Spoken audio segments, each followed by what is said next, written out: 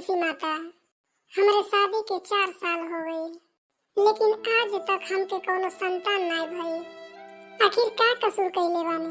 हमर गलती का बा? माई, लोग हमके बाझिन के नाम से पुकारता।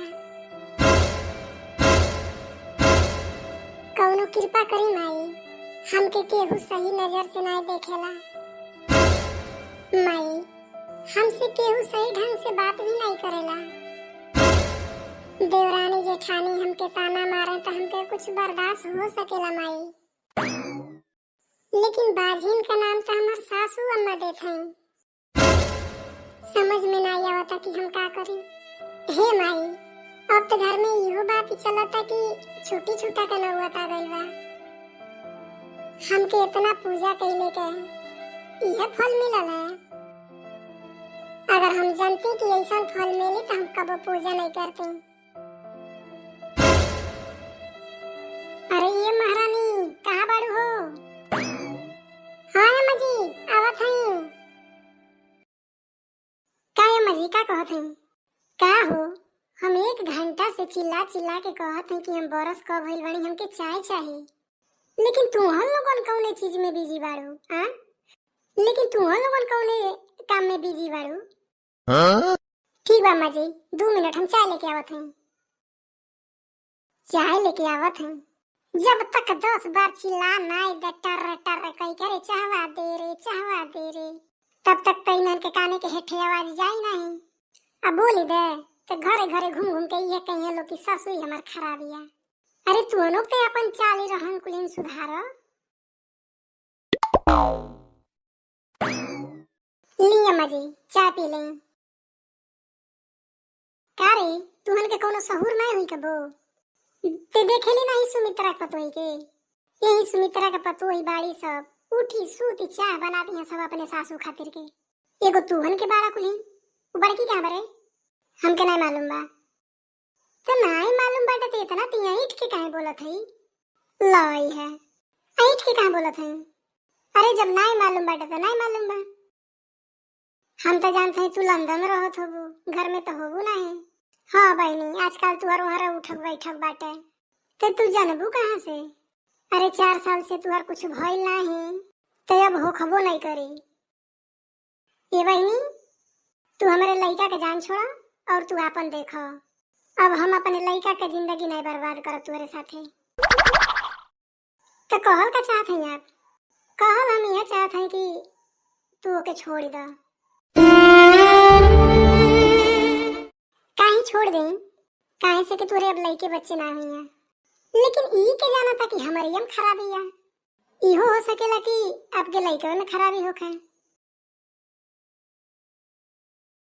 अच्छा, तो ते हमारे सोना जी सन लड़का के अकलंक धरती अड़ी। बात बेटा पर आई तो अकलंक हो गई। आप सोचें, हम तो 4 साल से ही बात झेलत हैं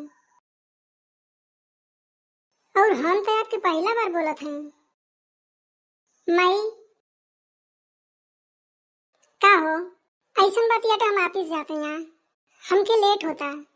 ठीक बा हमार बच्चा, जा आराम से देखिए, आराम से जाइए। राही बाटे के जनता बड़ा आजकल का लड़के बाटे कुलियन हरा के गाड़ी चलावता ना कुल, जाना ही मारे के वो मार देता ना कुल।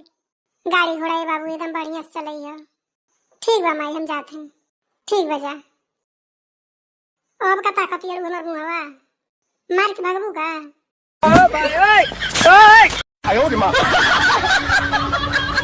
माई हम बाजारे जाती मकई के बिया ले आवे। ए बाबू जा तड़े तो तनी बड़की काकरी के बिया ले ले हो। हां ठीक बा माई, लेके आई हम। जाना तड़ा बड़की काकरी है बाबू, बहुत दिन हो गइल खइले। नहीं माई, हम ठीक बाटे लेके आई बा। ठीक बाटे जा। सुनी का बात बा? तू बाहर में कैसे चली आइलू है? हम अम्मा जी के डर से आपके नहीं कुछ कहले हैं। का करी हमके लगत है ऐसा कि हम अब ज्यादा दिन जियब नहीं। देखा तोरे ऊपर का गुजरता वो हम सब समझत हैं। समझे समझावले के अब कुछ बचल नहीं बजी। काहे से कि अम्मा जी आपके दूसर शादी करे के कहत हैं। अरे पागल, माई जौन कही हुआ हुई, वो कही देलस ये कि हमार दूसर शादी हुई तो शादी हो गई। लेकिन मन में तो अम्मा जी के उहा न चलता जी। सब करे मन में कुछ न कुछ चलेला, वही समइयो के मन में चलत हुई चले तो।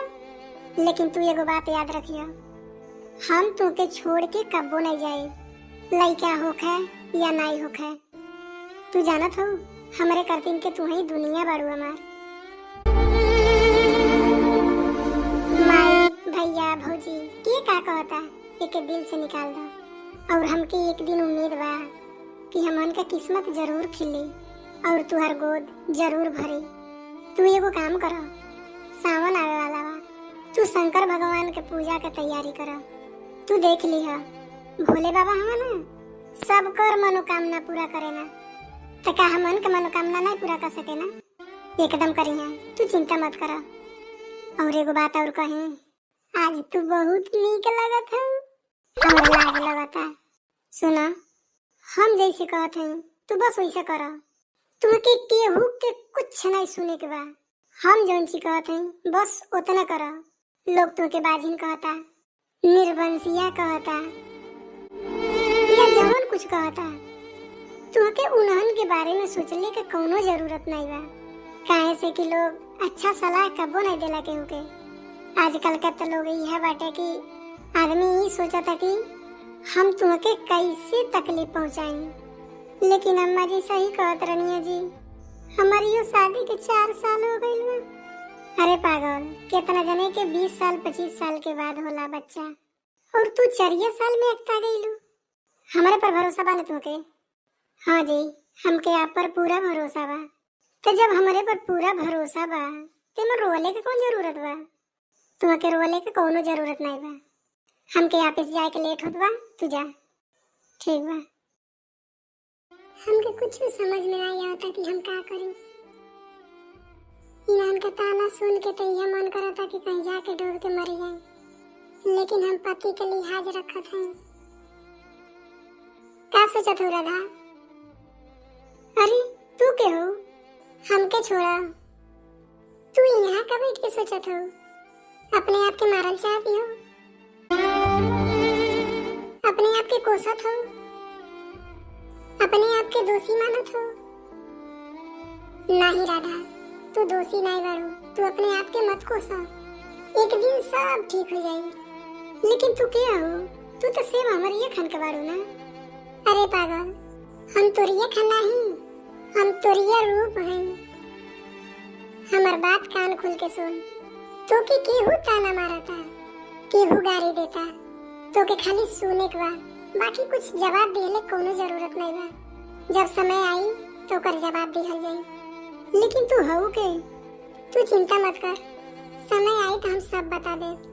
लेकिन हमार बात तो याद रखिए कि तू के एकदम हंस के जिए के बा और हंस के रहे के बा, और हमेशा ते अपने पति के साथ ही रहिए। रहबू ना? हाँ हाँ, हम रहब, और हम उनके हमेशा साथ रहें। तो ठीक बेटा, तू आज से हमेशा हंसत रहिया, मुस्कुरात रहिया, और केहू के बात की कौनो बुरा मानने की जरूरत नहीं बा। अगर तू के केहू गारी देता, तू के मार भी देता, फिर भी तू कुछ मत करिया, केहू के कुछ मत कहिया, उल्टा खुश होइया। ठीक बेटा, हम इसे करब। ठीक बेटा, हम जाते हैं। लेकिन ये हमारे खान के हो सकेला? खैर छोड़ा, हो सकला कि हमार बहम होखे।